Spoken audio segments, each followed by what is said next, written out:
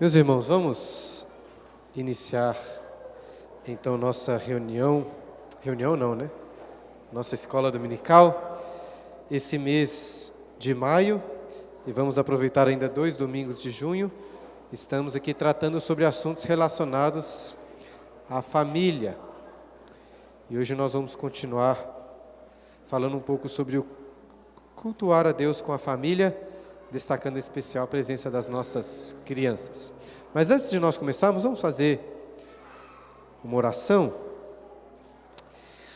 Pai querido, te agradecemos por esse dia, o dia do Senhor, pelas bênçãos que o Senhor já nos tem dado, e pedimos que continue nos abençoando, ó Deus, colocando descanso no nosso coração, que ao nos esforçarmos por estar aqui na igreja, conversando com nossos irmãos, mais tarde cultuando ao Senhor, que o Senhor seja glorificado e honrado através do nosso serviço de culto que é oferecido ao Senhor. Seja glorificado, Deus, o Teu nome, e que assim possamos encontrar muita alegria, satisfação e descanso no Senhor. É o que nós oramos, Pai querido, pedindo a Tua bênção também sobre essa aula de escola dominical, em nome de Jesus. Amém. Então nós continuamos hoje com os estudos sobre família, e a princípio eu tinha colocado como título desta aula, Cultuando com toda a família. Até naquele cartazinho que foi divulgado, estava assim. E de fato eu pretendo falar do culto de forma geral e de toda a família cultuando. Porém, de forma mais específica, eu queria destacar hoje a importância das crianças no culto. E por isso eu decidi mudar o título para Cultuando com as Crianças. Agora, por que falar sobre este assunto? Sendo bem sincero, confesso que o motivo principal foi porque eu fui chamado para falar em uma outra igreja essa semana sobre este tema, e como sou um pouco preguiçoso, resolvi aproveitar o estudo aqui para a nossa igreja também. Mas ainda assim, creio que este vai ser um assunto muito bom para todos nós. Esse assunto das crianças no culto pode parecer assim, pequeno, talvez sem tanta importância, mas tenho percebido como é um assunto grandioso, muito importante para todos nós. Eu sei que a nossa igreja, desde o início, sempre teve a prática de permanecer com as crianças durante o culto público. Dessa forma, talvez nenhum de vocês aqui precise ser convencido sobre este assunto, talvez nenhum ou poucos de vocês. Até porque imagino que há poucos aqui, talvez ninguém queira, propor que a gente comece a fazer cultos infantis durante o culto. Mas mesmo assim, eu acho que é muito importante para toda a igreja saber bem dos motivos que nos levam a acreditar que as crianças devem permanecer no culto com os pais, e não em um espaço separado para elas, como é costume em várias igrejas. E creio que os pais também serão encorajados nessa aula, a continuarem perseverando nessa tarefa difícil, muitas vezes trabalhosa, de ensinar nossos filhos a cultuar. Para mim, pelo menos, foi muito importante revisitar este assunto. Eu li alguns livros que me deixaram ainda mais consciente da importância das crianças no culto, e também me esclareceram várias coisas relacionadas ao nosso papel como pais e como igreja de forma geral. E apesar desse assunto se aplicar melhor a pais com filhos pequenos de forma específica, vocês vão perceber que este é um assunto que na realidade se aplica a toda a igreja. Porque todos nós, como igreja, somos abençoados com a presença das crianças entre nós. Vamos falar um pouco sobre isso, e eu espero então passar para vocês algumas dessas reflexões que foram edificantes na minha vida. Eu gostaria de começar convidando vocês a abrirem suas Bíblias, ou então acompanharem ali que eu coloquei em Efésios, capítulo 3, versículo 10. Este foi o texto, um dos versículos que nós meditamos domingo passado no último sermão. Efésios 3, versículo 10, quando Paulo afirma o seguinte: para que, pela igreja, a multiforme sabedoria de Deus se torne conhecida agora, dos principados e potestades nos lugares celestiais. Eu já falei aqui na igreja que gosto muito de uma fala que se encontra na última das crônicas de Nárnia, intitulada A Última Batalha, em um dos episódios ali mais violentos de todas as crônicas. O rei Tirian de Nárnia estava lutando com o inimigo e acabou entrando pela porta de um estábulo. E percebe que por dentro daquele estábulo, o lugar era completamente diferente e infinitamente maior do que quando visto pelo lado de fora. Dentro, infinitamente maior do que visto pelo lado de fora. E nesse contexto, um dos personagens diz o seguinte: no nosso mundo, também já aconteceu uma vez que dentro de certo estábulo havia algo que era muito maior do que o nosso mundo inteiro. Eu suponho que todos vocês conseguem adivinhar a que estábulo esse personagem está se referindo, quando o próprio Deus, Criador, sustentador de todo o universo, se fez carne, nasceu como uma criança, e ele estava ali, dentro de um estábulo, deitado sobre uma manjedoura. Em alguma medida, quando eu olho para esse versículo que lemos em Efésios, sinto como se pudesse pensar na igreja como este estábulo, que por dentro é muito maior do que parece por fora. O apóstolo Paulo, nesse contexto, como tenho explicado para os irmãos aqui nos cultos, estava falando sobre o mistério do plano eterno de Deus para todas as coisas. E se você reparar no texto, vai notar mais uma vez que Paulo afirma que é pela igreja que a multiforme sabedoria de Deus se torna conhecida. Eu enfatizei bastante essa realidade no último domingo. Lembra? Disse assim: se você quisesse exibir a sua sabedoria, o quão sábio você é, o quão inteligente, o que você iria fazer? Talvez mostrar seus diplomas de doutor, as universidades que já ensinou, os livros que já leu, os livros que já escreveu, suas habilidades, suas conquistas, reconhecimentos públicos. E Deus? Como Deus faz para exibir a sua infinita sabedoria? Ele mostra a igreja. E essa é uma realidade muito gloriosa, possui diversas implicações, mas já falei sobre isso no último domingo. O objetivo hoje aqui é outro. O que eu queria que você pensasse é que hoje à noite, quando você entrar aqui pela porta da igreja, será como se você estivesse entrando dentro daquele estábulo, pois encontrará aqui algo maior, muito maior do que o nosso mundo inteiro. Não que esse edifício aqui tenha algo de especial, mas, irmãos, não existe nada de mais precioso na história da sua vida, na história de todo o universo, do que o povo de Deus se reunindo em um só corpo, em Cristo Jesus, para adorar ao Senhor. Até os anjos, os principados e as potestades, como Paulo diz, estão contemplando a igreja. Eu digo isso, irmãos, porque eu creio que se queremos entender a importância das crianças cultuando junto com os pais, nós precisamos antes nos lembrar da importância do culto. Facilmente nós nos acostumamos com as coisas, deixamos de ter assim os olhos vislumbrados com a glória do corpo unido de Cristo para adorar o Senhor. Se nós conseguimos contemplar a glória do culto, e se nós amamos de verdade os nossos filhos, não vai ter nenhum outro lugar no mundo que mais gostaríamos de tê-los presentes.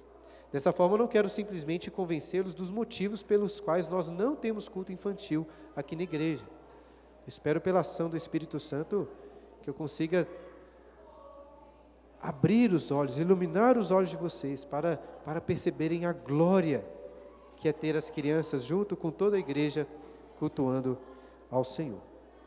Eu não sou muito bom de slides, mas decidi usar o Data Show hoje para apresentar alguns textos bíblicos e também para apresentar um esboço geral do nosso estudo. Acho que vai ficar mais fácil de vocês acompanhar. De forma geral, a aula tem uma divisão aí bem simples. Já tivemos uma introdução e teremos uma conclusão voltando aos pontos introdutórios para tentar amarrar todo o estudo. Eu sempre costumo fazer isso em meus estudos, não sei se vocês já repararam, né? E o recheio da aula, se eu posso dizer assim, possui 3 partes. Na primeira parte, vou tratar sobre o significado de culto e como isso é importante para as nossas crianças. Na segunda parte, iremos examinar rapidamente alguns textos bíblicos que falam das crianças cultuando juntamente com os pais. E por fim, na terceira parte, iremos meditar um pouco sobre aquela famosa frase de Jesus sobre as crianças: deixai vir a mim os pequeninos, não os embaraceis, porque dos tais é o reino de Deus. Então esse é o esboço. Na introdução nós falamos sobre a importância do culto, mas como definir o que significa isso? Cultuar. Isso é o que veremos na primeira parte. E sem dúvida, vários pontos devem ser abordados se quisermos uma definição mais completa do que é culto, né? O presbítero César já deu algumas aulas aqui falando justamente sobre esse assunto. Porém, não estou hoje aqui preparado para isso, nem teremos tempo. E aí precisamos nos restringir a falar sobre o culto público que tradicionalmente é prestado em nossas igrejas a cada domingo, nos restringir a essa definição de culto. Enfatizando a definição do que é um culto público, podemos nos lembrar lá de 1 Coríntios, capítulo 14, quando o apóstolo Paulo fala diversas vezes sobre toda a igreja se reunindo para profetizar, para cantar, para aprender doutrinas e outras atividades de adoração e de edificação. Então é basicamente isso que nós nos referimos quando falamos de um culto público, de toda a igreja reunida. Mas o que dizer sobre o termo culto? O termo que o Novo Testamento geralmente se utiliza para se referir a culto, inclusive quando está falando do culto do Antigo Testamento, como lemos lá na carta aos Hebreus, é um termo grego latreu, de onde vem o termo latria. Eu estou citando aqui o termo grego apenas porque vocês estão acostumados com esse termo em palavras como idolatria, né? Idolatria é o culto, a latria, aos ídolos. E esse tema é importante porque se você olhar lá nos dicionários de língua grega, perceberá que latreu significa serviço. É um serviço que está sendo oferecido. Lembra do que Paulo disse lá em Romanos capítulo 12, versículo 1? É um texto bem conhecido, coloquei ali: rogo-vos, pois, irmãos, pelas misericórdias de Deus, que apresenteis o vosso corpo por sacrifício vivo, santo e agradável a Deus, que é o vosso culto. E aí está essa palavra, que é o vosso latreu, racional. Ou seja, devemos entender o culto essencialmente como um serviço que é oferecido a Deus. Quando entregamos o nosso corpo, quando entregamos tudo o que nós temos diante dele. Inclusive, eu acho muito legal que em inglês, essas reuniões da igreja não são chamadas de culto. Como são chamadas lá? Service, né? É um serviço. Entender o culto como um serviço de adoração a Deus vai nos ajudar muito a lidar com as crianças presentes. Veja, quem aqui tem, né, ou já teve filhos pequenos, sabe bem que a preocupação com as crianças na hora do culto pode ser muito cansativa. Pode até tirar bastante da alegria, muitas vezes, que nós temos de vir à igreja para cultuar ao Senhor. É difícil. Imagino que isso é um sentimento comum aqui entre nós. E assim, ter os filhos no culto pode gerar a sensação nos pais de que eles não estão aproveitando as bênçãos que poderiam receber se conseguissem prestar atenção todo o tempo, sem as várias interrupções constantes dos filhos, né, chorando ou fazendo alguma bagunça, como se a gente estivesse perdendo com isso. E eu reconheço que podemos sim perder bastante, tendo de cuidar dos nossos filhos durante o culto. Eu reconheço também que as próprias crianças não vão conseguir entender muito do que está acontecendo durante o culto. Mas veja, se o culto é em sua essência um serviço que é oferecido a Deus, como definimos antes, a grande questão das crianças no culto não é o que eu e você, o que elas estão recebendo, mas é o que Deus está recebendo através do culto. Essa que é a grande questão. E com isso não estou excluindo o fato de que nós recebemos muitas bênçãos através do culto, nem que nós não devemos buscar, ansiar por essas bênçãos. Também não estou desconsiderando que o serviço que nós oferecemos a Deus de culto não é nosso propriamente, pois é Deus mesmo que antes vem até nós, nos anima e nos capacita a apresentar culto a Ele. Ainda assim, creio que posso afirmar que o culto, em primeiro lugar, não é um evento para nós, é para renovar as nossas forças espirituais, para nós aprendermos mais a Bíblia, para sairmos aqui mais alegres, confortados, exortados ou confrontados. Nós não vamos, ou pelo menos não deveríamos ir, em primeiro lugar, ao culto para receber algo, mas para servir, para oferecer adoração. Dessa forma, se Paulo fala de apresentarmos o nosso corpo como um sacrifício vivo, santo e agradável a Deus, eu tenho certeza que Deus é glorificado através do nosso esforço, algumas vezes exaustivo, de ensinar nossos filhos a cultuarem o seu nome. Eu sei também que domingo é um dia de descanso, mas o princípio de descanso do Shabá não é simplesmente você se assentar na igreja, se relaxar, ficar relaxado durante um culto que seja agradável, que seja edificante. Talvez muitos adultos aprenderam que devem ficar quietos na hora do culto e fazem basicamente isso, né? Viajando na hora das orações, às vezes conversando na hora das músicas, pensando em outras coisas nos momentos da pregação. E talvez a única coisa que nós tentamos ensinar nossos filhos durante o culto é a ficarem quietos. Mas isso não é culto, isso não é adoração. Muitas vezes o que estamos fazendo nos domingos, na realidade, ao invés de adorar a Deus, é levar o nome de Deus em vão, ao invés de apresentar a Ele um serviço santo e agradável. Veja, nós devemos cultuar a Deus ativamente, com nossas mentes, com nossas emoções, com nossas afeições, e devemos nos esforçar para ensinar nossos filhos a fazerem isso. O culto no domingo é sim um momento de descanso dos serviços, das preocupações do dia a dia, mas para nos dedicarmos a um serviço que é melhor, que é mais prazeroso. Entendam isso, irmãos, cultuar a Deus é um desafio, e com crianças é um desafio ainda maior. É um trabalho duro, que não vem de forma natural, mas é extremamente gratificante e abençoador, pois ao entregarmos o nosso serviço a Deus, Ele nos abençoa com descanso na alma e com bênçãos espirituais. E se você parar para pensar, as coisas mais gratificantes na vida costumam ser justamente as que dão mais trabalho. Talvez você pode vislumbrar assim como sendo extremamente prazeroso passar um dia inteiro assistindo televisão, comendo batata frita, com bastante queijo, bacon, de sobremesa ali, muito chocolate, o dia inteiro. Não estou aqui condenando se alguém fizer isso de vez ou outra, né? Mas tente pensar no final desse dia, né? O quão satisfeito você vai ficar consigo mesmo depois de um dia inteiro assistindo televisão e comendo batatinha frita. Agora, pense na satisfação que você possui em passar em uma prova, depois de meses estudando pesado, ou na alegria de receber uma promoção após muito trabalho duro, ou que seja o prazer de ter emagrecido depois de muito tempo de exercícios, de dieta. E claro, nós sabemos que a alegria que temos em uma boa amizade, em um bom casamento, em filhos bem educados é fruto de muito trabalho. E eu estou dando esses exemplos porque a última coisa que eu quero que você tenha em mente, ao pensar no culto como um serviço, ou como um trabalho, é que isso seja algo ruim. O trabalho é uma bênção, que nos traz muita alegria. E não tem nada melhor do que trabalhar, do que servir a Deus em culto.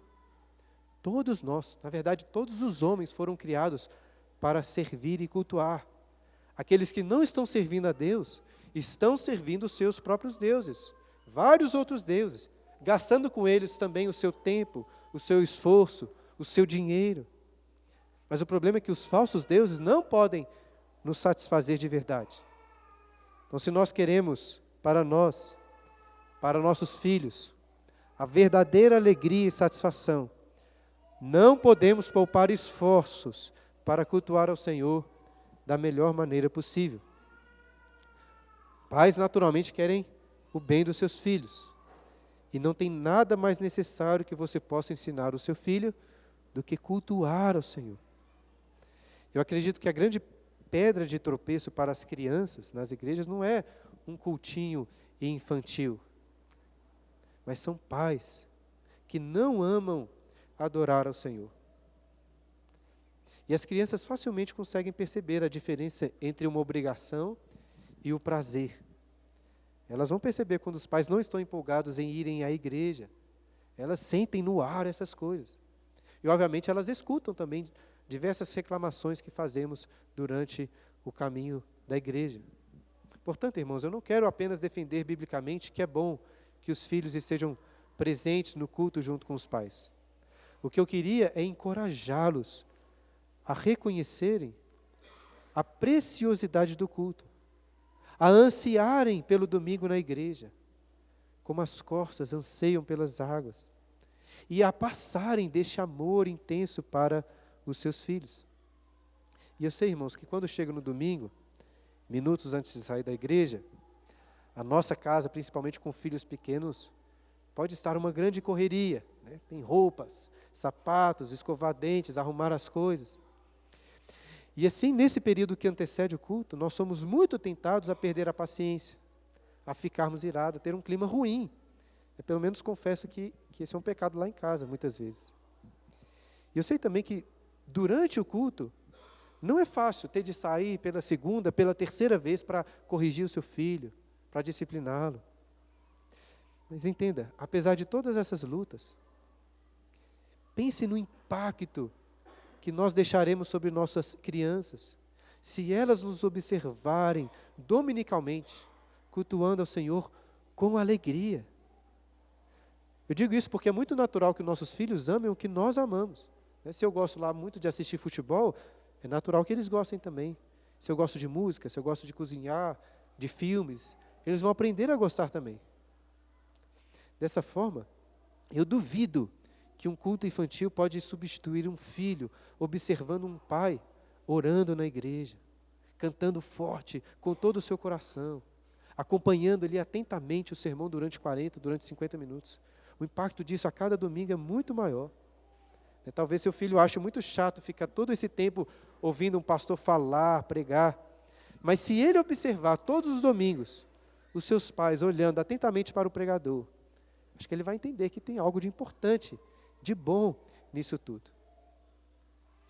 E eu creio ser evidente que a grande motivação do culto para o culto infantil é considerar que as crianças pequenas ainda não possuem condições de acompanhar.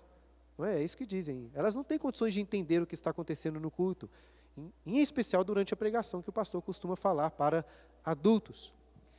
Em outras palavras, os defensores do culto infantil vão dizer que as crianças precisam de um estudo apropriado para a idade delas.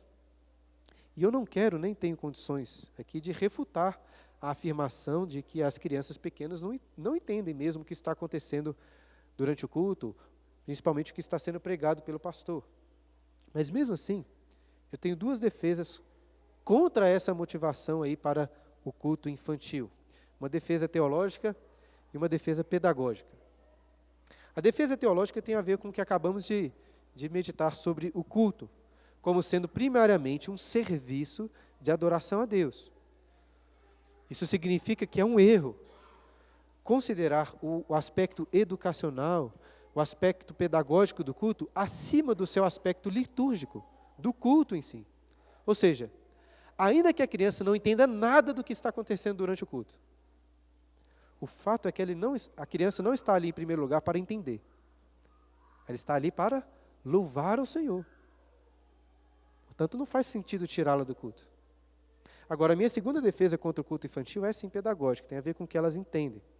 Apesar de não ser pedagogo, né, nem ter especialidade nesse assunto, apenas aí minha experiência com alguns filhos, né, e algumas crianças da igreja, eu ouso me apropriar aqui de algumas coisas que são do senso comum. É claro que o que acontece no culto está acima da capacidade natural das crianças de entendimento. E é esperado que seja assim, porque as crianças estão aprendendo. Mas tudo que elas aprendem, pensem, tudo que elas aprendem está acima da capacidade delas. Tente se lembrar aí de como que seus filhos aprenderam a falar. E, obviamente, a língua portuguesa estava acima da compreensão deles, dos seus filhos. Demorou um bom tempo para eles conseguirem entender o que você falava. Um tempo ainda maior para conseguirem falar também. Mas mesmo assim, nós conversamos com os nossos filhos todos os dias. Não é porque está em cima da capacidade delas que a gente ignora. E naturalmente eles aprendem com o tempo. Nem mesmo nós separamos os nossos filhos pequenos que estão aprendendo a falar para ficarem só juntos uns com os outros, né, com uma pessoa contratada especial para aquilo. Elas aprendem naturalmente, com a família. E eu creio que o mesmo acontece com o culto. Muito antes das crianças conseguirem compreender bem o sentido das palavras, do que elas cantam, do que elas estão ouvindo no culto, elas já estão absorvendo muitas experiências importantes no nosso meio.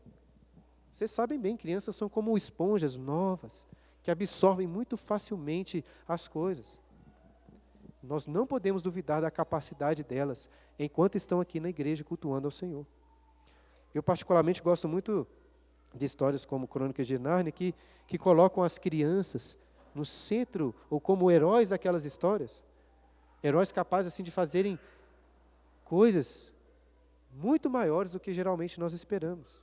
E sem dúvidas, irmãos, as crianças são capazes de fazer a coisa mais importante desse mundo, que é cultuar o Senhor.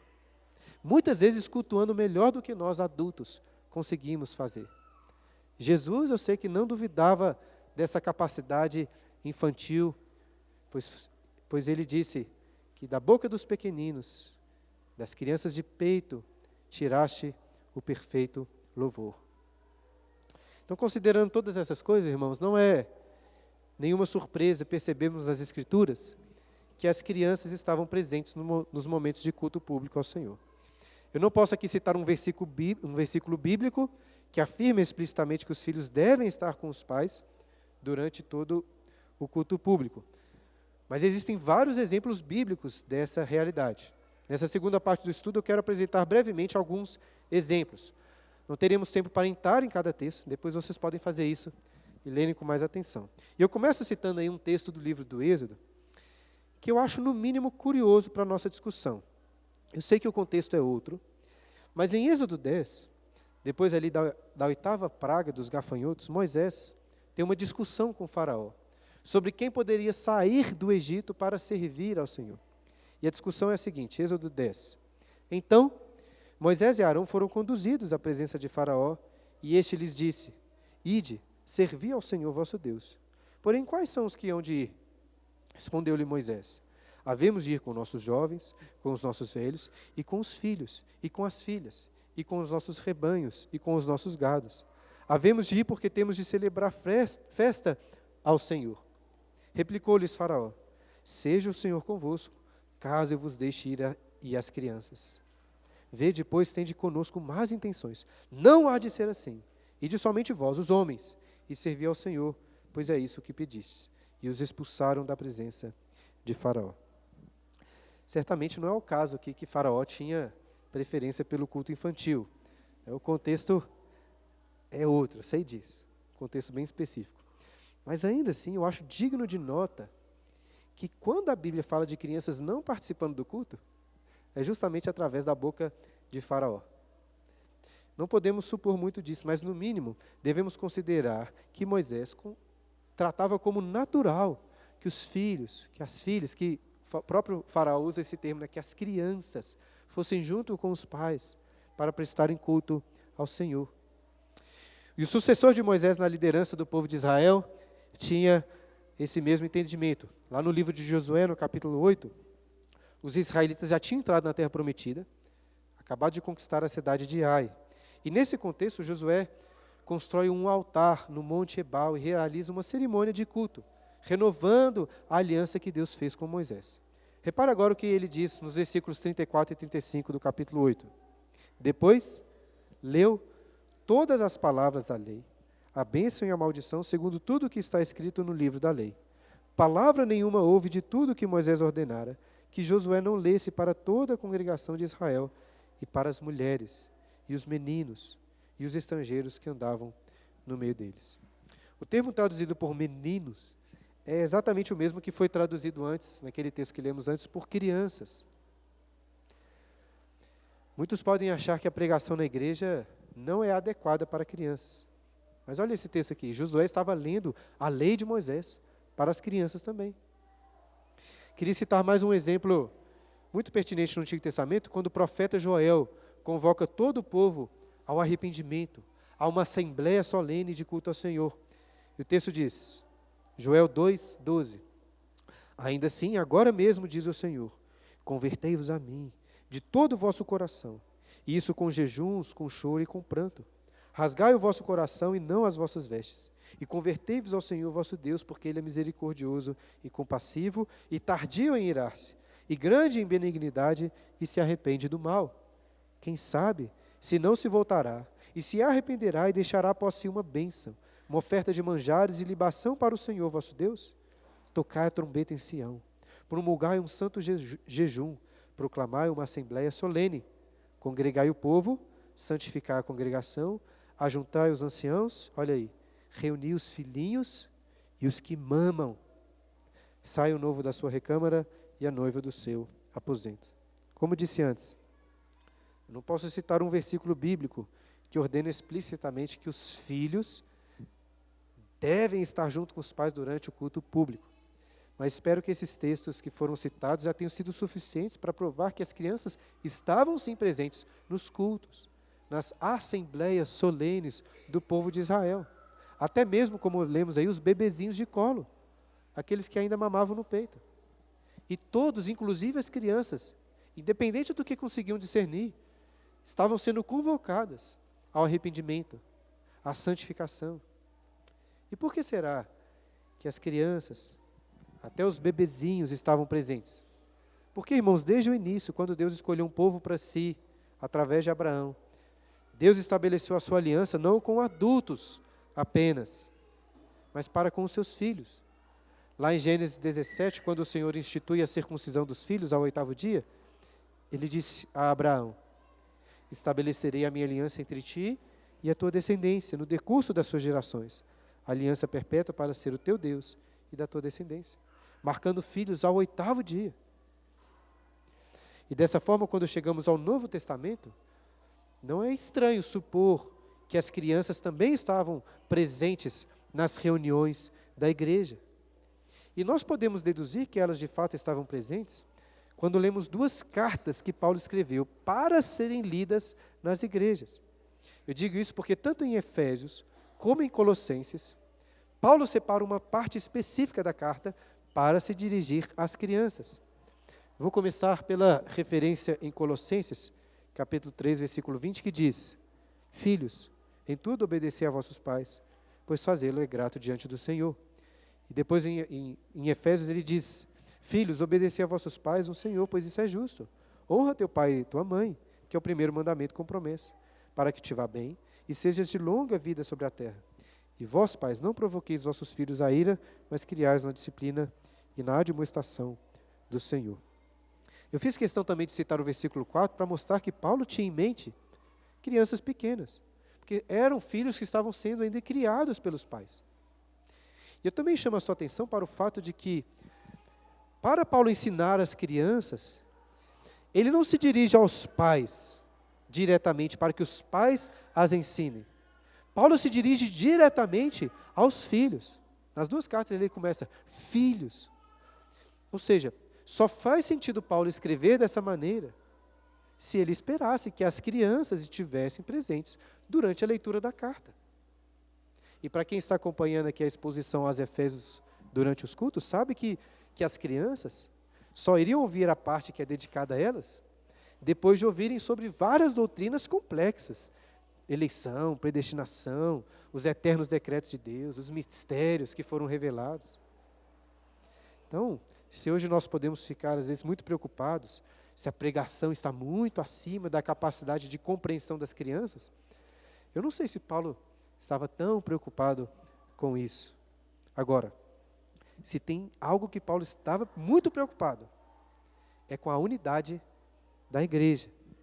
Naquele texto de Efésios 3, que lemos logo na introdução, em que Paulo fala da sabedoria de Deus sendo manifestada pela igreja, o grande tema que Paulo tinha em mente era a unidade da igreja. Eu espero que vocês já tenham aprendido que nesse contexto de Efésios, Paulo estava tratando da unidade entre judeus e gentios, pois agora ambos foram unidos em um único corpo, em uma única igreja.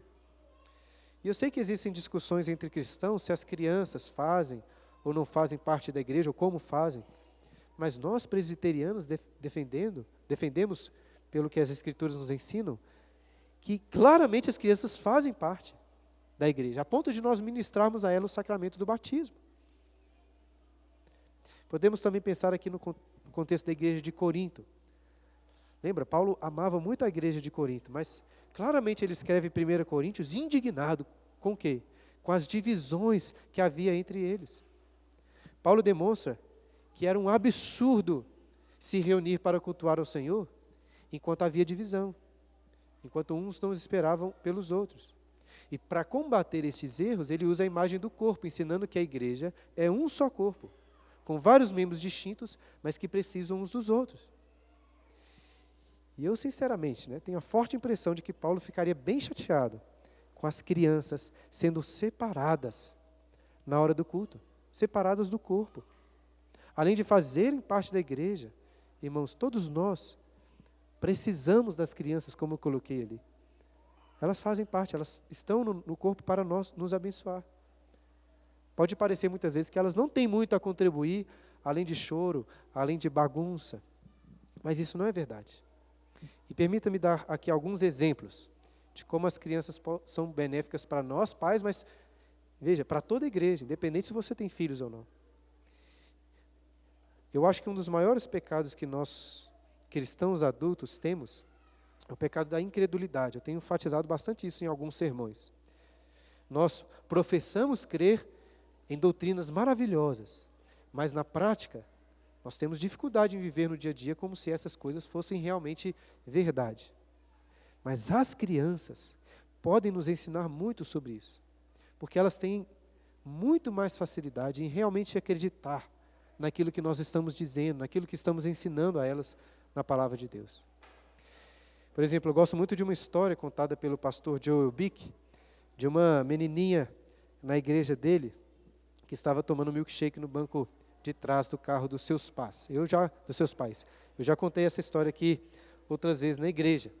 Essa menininha estava conversando alguma coisa sobre Deus, e ela então perguntou aos seus pais onde Deus estava. A pergunta que crianças geralmente fazem: onde Deus está? E eles responderam que Deus está em todos os lugares. Diante dessa resposta, a menininha perguntou: sério? Então será que Deus está aqui no carro com a gente? Os pais responderam que sim. Então ele está aqui sentado ao meu lado? Os pais confirmaram. Disse que estava. E assim, naturalmente, aquela garotinha que estava tomando milkshake, tirou o canudinho, virou para o lado e disse: Deus, aceita um pouco? Ofereceu o milkshake para Deus. Obviamente os pais riram bastante, mas queridos irmãos, que isso é um exemplo para nós. Por quê? Nós falamos muito que Deus está presente, mas nós não agimos como se isso fosse verdade. Nós precisamos das crianças na igreja, precisamos das crianças no culto, para aprender com elas também sobre uma fé sincera. Além disso, nós precisamos das crianças no culto, porque, irmãos, o nosso coração constantemente é desencorajado pelos problemas que são enfrentados na igreja, as dificuldades, os erros. Nós ficamos tão preocupados com tantas dificuldades, mas quando nós contemplamos as crianças, nós temos essa imagem de crianças cantando louvores ao Senhor, nós somos lembrados que as portas do inferno não prevalecerão contra a igreja. Imagine um culto sem crianças. Isso é muito triste. Elas são um claro sinal da fidelidade do Deus que irá preservar a sua igreja por muitas e muitas gerações, até a volta do nosso Senhor. Elas nos encorajam. E é o próprio Jesus que melhor ensinou sobre o quanto nós precisamos das crianças. Dessa forma, por último, mas não menos importante, na terceira parte do estudo, eu queria ler com vocês esse texto, o Evangelho de Marcos, capítulo 10, versículos 13 a 16, que diz assim: então, eles trouxeram algumas crianças para que as tocassem. Trouxeram a Jesus, Mas os discípulos os repreendiam. Jesus, porém, vendo isso, indignou-se e disse-lhes: deixai vir a mim os pequeninos, não os embaraceis, porque dos tais é o reino de Deus. Em verdade vos digo, quem não receber o reino de Deus como uma criança, de maneira nenhuma entrará nele. Então, tomando-as nos braços e impondo-lhes as mãos, as abençoava. Eu acho muito irônico que em várias igrejas, justamente quando as crianças vão ser separadas dos pais, para um culto infantil, para um momento apropriado para elas, nós costumamos ouvir justamente essas palavras, né? Deixai vir a mim os pequeninos, não os embaraceis, porque dos tais é o reino de Deus. Mas tente imaginar essa cena aqui com Jesus. Ele estava ensinando as multidões, ensinando coisas muito importantes. Pelo contexto de Marcos, ele tinha acabado de ensinar sobre casamento, divórcio, adultério. Certamente alguém poderia dizer, isso não é um assunto apropriado para crianças. E então, enquanto Jesus ensinava, alguns pais trouxeram crianças para que ele as tocasse. Porém, os discípulos repreenderam os pais, dizendo, tirem essas crianças aqui. Será que não tem um berçário, não tem uma tia para cuidar desses meninos em outro lugar? Jesus tem coisas mais importantes para fazer do que tocar nessas crianças. E nós também queremos ouvir, as crianças estão atrapalhando, nós queremos ouvir o que Jesus tem para nos ensinar. O que Jesus achou de tudo isso? O texto afirma que Jesus ficou indignado. A gente pensa nessa frase famosa como se Jesus estivesse dizendo manso, assim, tranquilo, deixai vir a mim os pequeninos. Ele estava indignado. Deixai vir a mim os pequeninos. Não os embaraceis, porque dos tais é o reino de Deus. No reino dos homens, crianças são fardo, crianças são uma distração, elas atrapalham. Eu diria mais, no trabalho dos homens, no descanso dos homens, nas férias dos homens, na igreja dos homens, as crianças são um fardo, são uma distração. Mas no reino de Deus, essas crianças dependentes e vulneráveis estão no centro, pois ao invés de uma distração, elas são um exemplo para nós. Se nós queremos ser fiéis a Cristo, devemos aprender a olhar para as crianças como Cristo olhava para elas. E Jesus as trouxe para os seus braços, ali no centro, e as abençoou, dizendo que delas é o reino dos céus. Então é certo que elas precisam estar presentes no momento mais precioso do reino de Deus nessa terra, quando o povo de Deus está unido para adorar, para cultuar ao Senhor. Como eu estava dizendo no ponto anterior, nós todos precisamos das crianças. Lemos agora que ao invés de uma distração, elas são um exemplo para nós, porque só entrará no reino de Deus aqueles que receberem o reino como uma criança. O que isso significa? Veja, crianças são extremamente dependentes dos pais. Deixar um bebê ou mesmo uma criança de alguns anos sozinha, não vai sobreviver. E por um lado, essa dependência que as crianças têm é um exemplo para nós, para todos nós. Pois se um bebê de colo depende da sua mãe, nós, muito mais, dependemos do Senhor. É com esse espírito de completa dependência que nós devemos receber o reino de Deus, é o que Jesus está nos ensinando. Por outro lado, considerando a dependência das crianças, nós precisamos ajudá-las em tudo. Elas precisam de nós, sendo que o que elas mais precisam, acima de qualquer coisa, é fazer parte do reino de Deus. E para termos tempo ainda para algumas perguntas, gostaria de concluir voltando à introdução, quando disse, poderia parecer um assunto pequeno, mas esse, na verdade, é um assunto muito grande, grandioso. E esse princípio de algo pequeno, mas muito grande, permeou aí todo o nosso estudo. Logo no início eu citei uma fala que gosto muito nas Crônicas de Nárnia, quando um dos personagens diz, no nosso mundo também já aconteceu uma vez, que dentro de um certo estábulo havia algo que era muito maior do que o nosso mundo inteiro. Irmãos, não podemos pensar no culto com as crianças sem pensarmos no grande Deus que se fez pequeno, como uma criança, e estava deitado na manjedoura, dentro daquele estábulo. Mais do que com suas palavras, Jesus nos ensinou com a sua própria encarnação, que a ordem no reino de Deus é muito diferente. Os maiores são os menores. Eu sei que as igrejas, irmãos, que fazem culto infantil, costumam fazer isso com a melhor das intenções. Profundo amor pelas crianças, um cuidado, desejo de ensiná-las. Não entenda aqui que o meu estudo tem como objetivo rechaçar, que você, se você for numa igreja assim, que você chega de voadora, de sola, criticando, algo nesse sentido. Eu sei que eles têm boas intenções. Mas eu preciso ressaltar o que a palavra de Deus nos ensina. Se fosse para alguém sair do culto, não seriam as crianças, Teria que ser nós, adultos.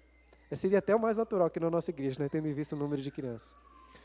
O reino de Deus é delas. As crianças são muito abençoadas por estarem presentes no culto. Nós, adultos, somos muito abençoados pela presença das crianças no culto. E, acima de tudo, Deus é glorificado com a presença de crianças no culto. Então, domingo, hoje à noite, quando você entrar pela porta da igreja, lembre-se que é como se você estivesse entrando dentro daquele estábulo. Encontrará aqui algo muito maior do que o nosso mundo inteiro. Não que esse edifício tenha nada de especial, mas não existe nada de mais precioso na história da sua vida, na história deste universo, do que o povo de Deus, crianças, jovens, adultos, velhos, todos reunidos em um só corpo, em unidade, em Cristo Jesus, para adorar ao Senhor, para cultuar. Até os anjos, como Paulo diz, estão contemplando a igreja. E se nós conseguirmos realmente contemplar a glória do culto, se amarmos de verdade os nossos filhos, não vai ter nenhum outro lugar do mundo inteiro que gostaríamos de tê-los presentes. Então, irmãos, graças a Deus por Jesus Cristo, pois somente através dele podemos cultuar ao Senhor.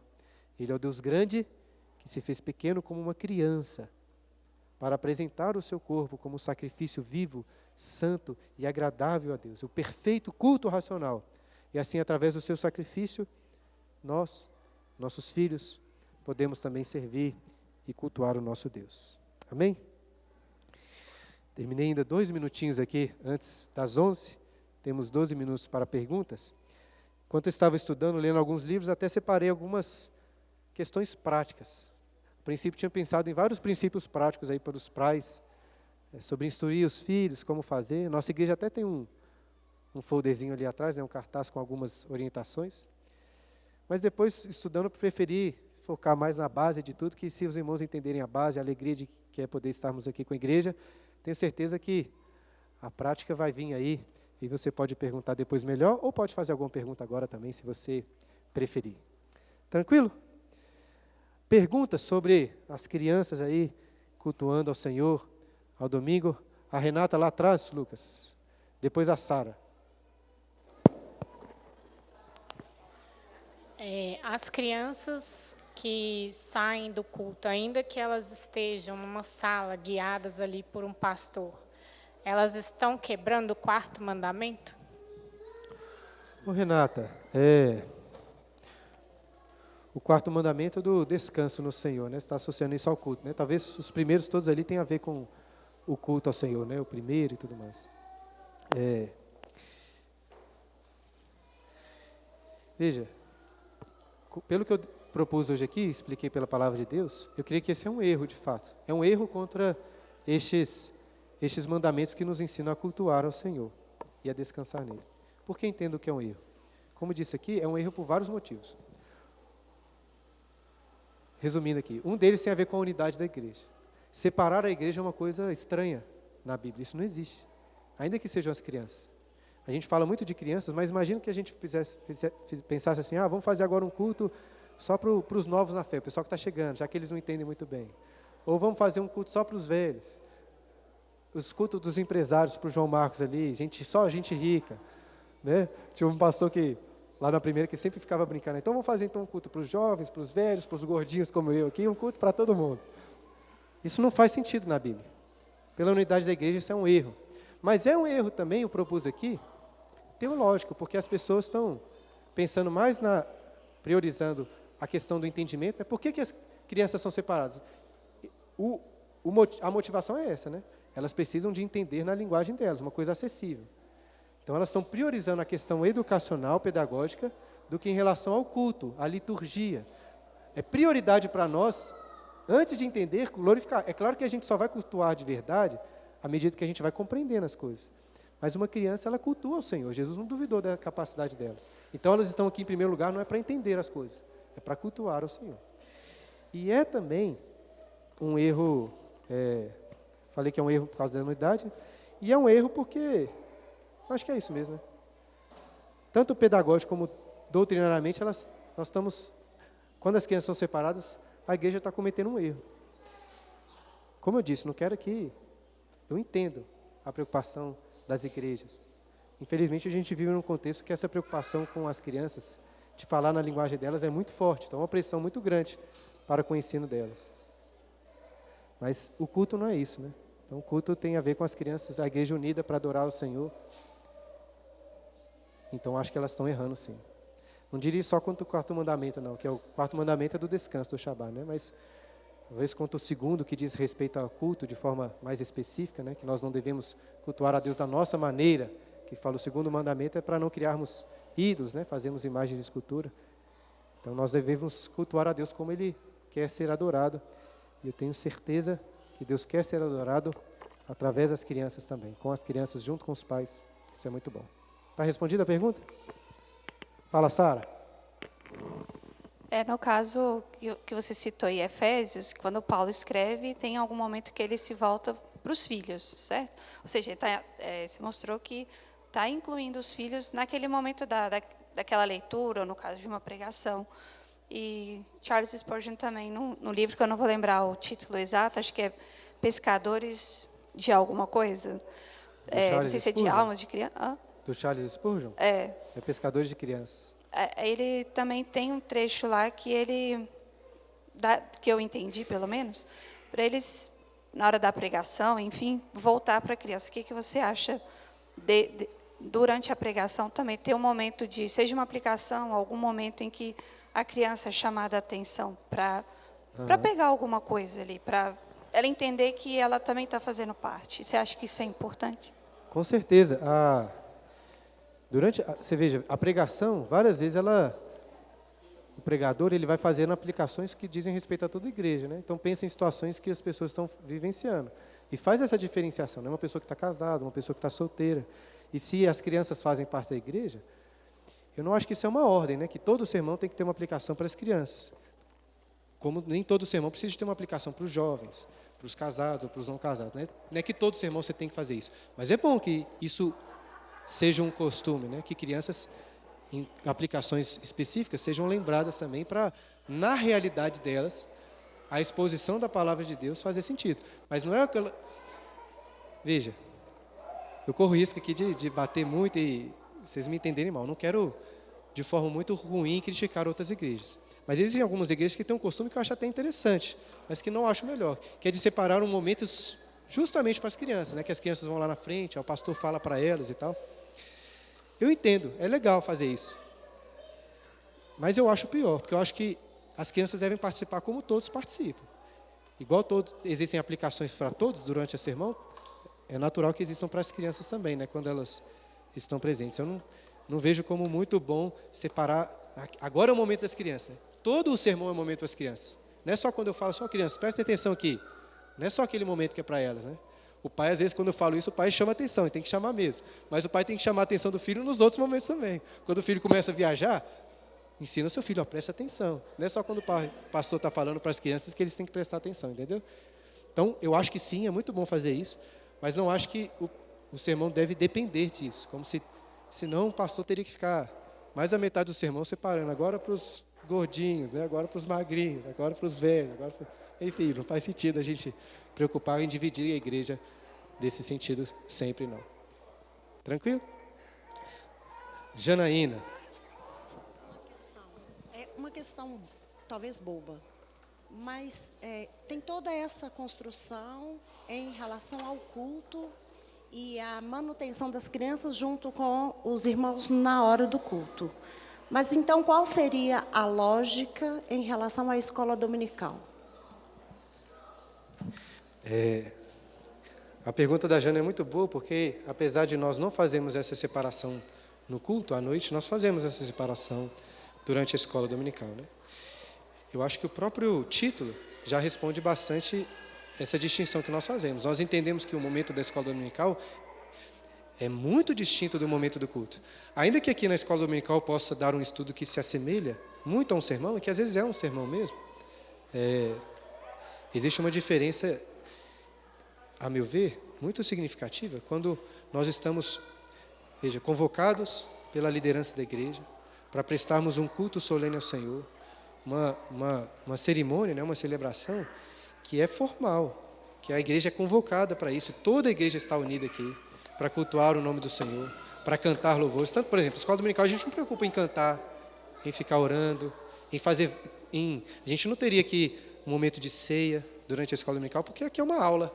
E tudo bem, na escola, nas universidades, enfim, onde que for, separar as pessoas, né, pelas categorias onde elas estão inseridas de aprendizado.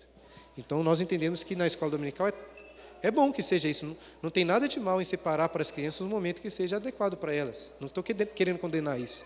Isso é verdade. Só o que eu quis dizer é que essa separação ela não pode estar acima da importância do culto, entende? É bom que as crianças tenham um momento ali de uma aula que é dedicado a uma linguagem que elas vão compreender melhor. Eu acho que isso é bom, tanto que a gente incentiva que as crianças participem da escola dominical. Mas o culto é diferente.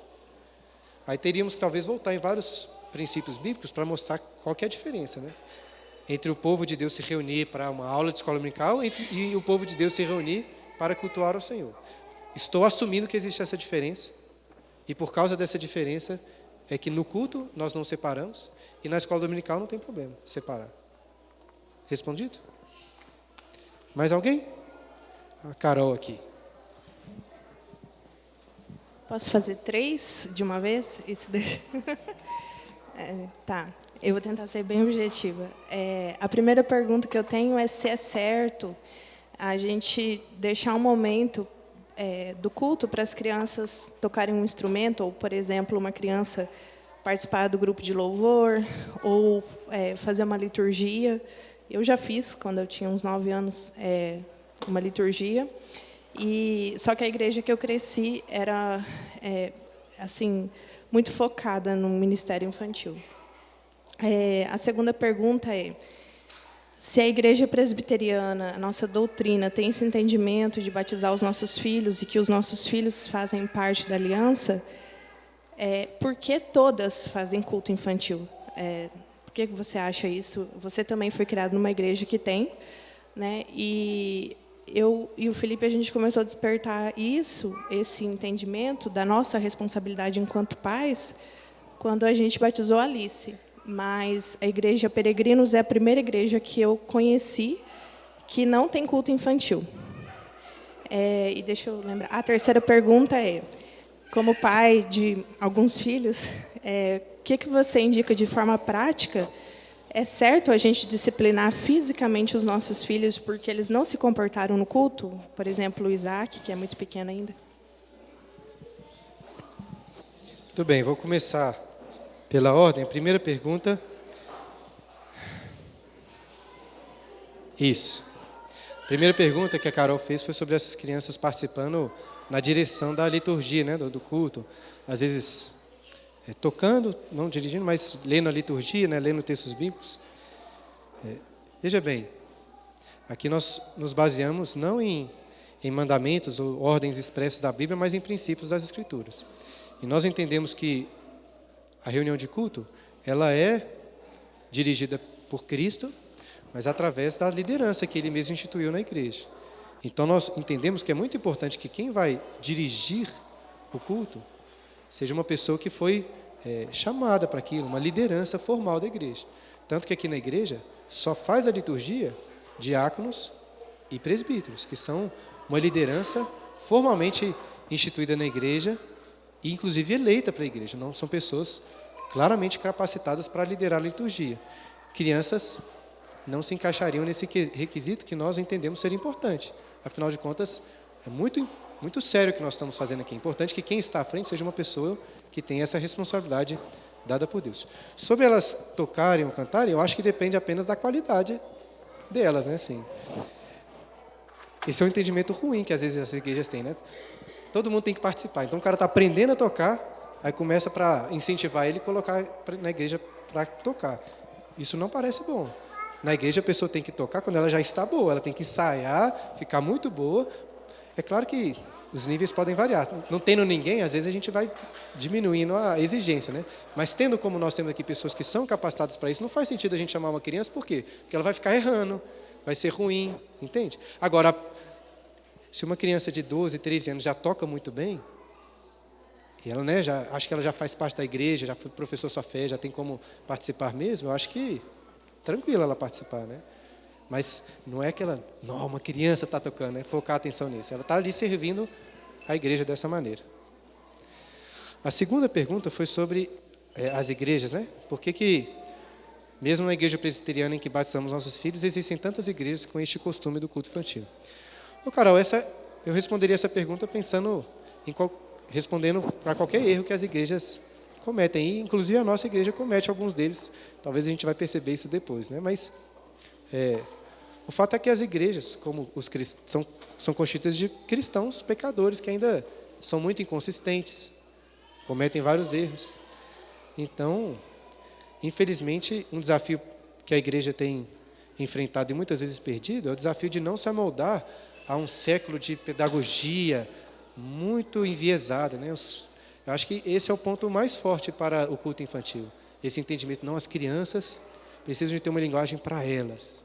Tudo tem que ser na linguagem delas. Sendo que isso é estranho nas Escrituras, né? Então as igrejas são muito influenciadas por isso. E por causa disso, com bons argumentos às vezes, eu realmente acho que as crianças não entendem muito do que está acontecendo no culto. Mas eu não acho que essa é a preocupação que a gente tem que ter maior, entendeu? Então eles têm razão em dizer, elas não estão entendendo. Um culto lá, elas vão entender melhor algumas coisas, um pastor falando na linguagem delas, fazendo aplicação para elas, vai entender mesmo, mas esse é o propósito do culto principal. Então, como não é, a gente não faz. Mas, enfim, eu entendo o que as igrejas estão fazendo aí, por isso que eu disse aqui que eu acho que muitas vezes é por uma boa intenção mesmo, por cuidado com as crianças, não por...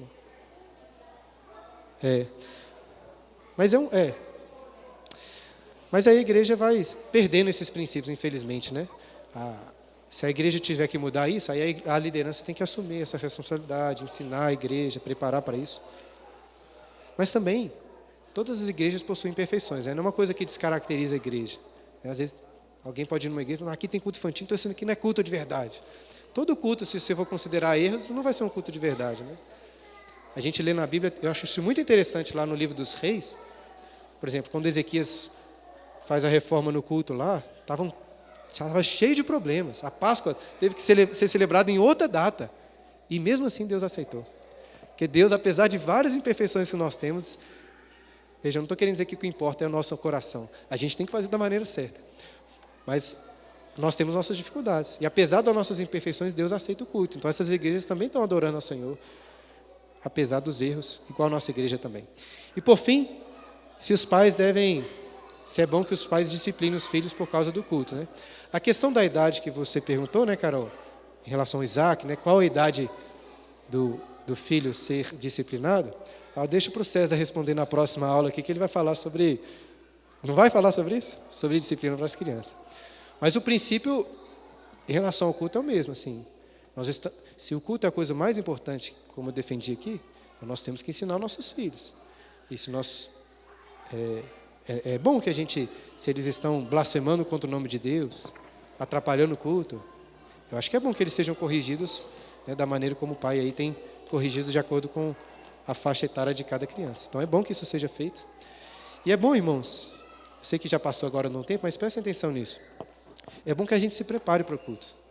Eu acho que às vezes mais importante do que acontece durante o culto, talvez seja o que acontece antes. E como eu disse aqui, isso é um erro que muitas vezes acontece na minha casa também. A gente chega naquela correria, depois cansado, já estressado, atrasado para o culto. Eu, né, que não posso atrasar porque eu tenho que começar, alguém que vai se dirigir à liturgia, aí você para lá embaixo, vai correndo. Aí você chega aqui num espírito assim, tem que colocar as crianças quietas e tudo mais.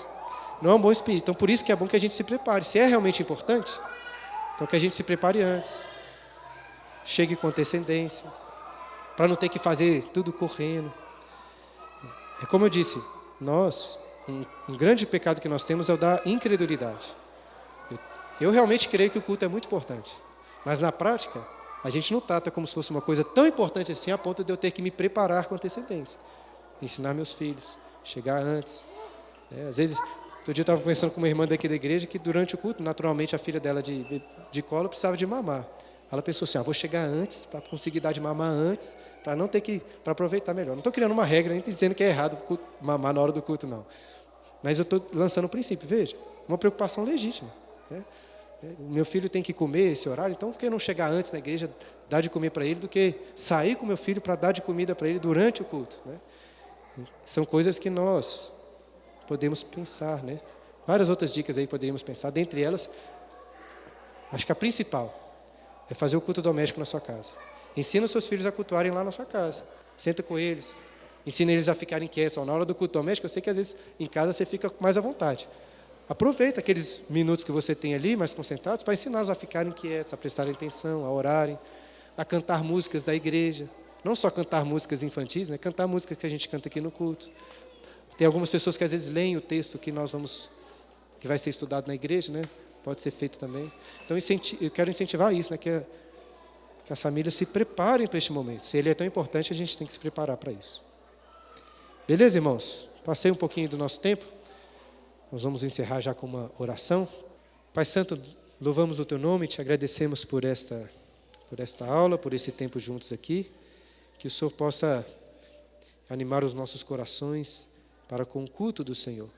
Que possamos ter os olhos iluminados para contemplar quão glorioso é podermos nos reunir como igreja, convocados pelo Senhor, pela liderança dessa igreja, a cultuar o Teu nome, a cantar salmos, a orar, a ler a Tua palavra, a meditar nela, a participarmos da ceia, a participarmos do batismo.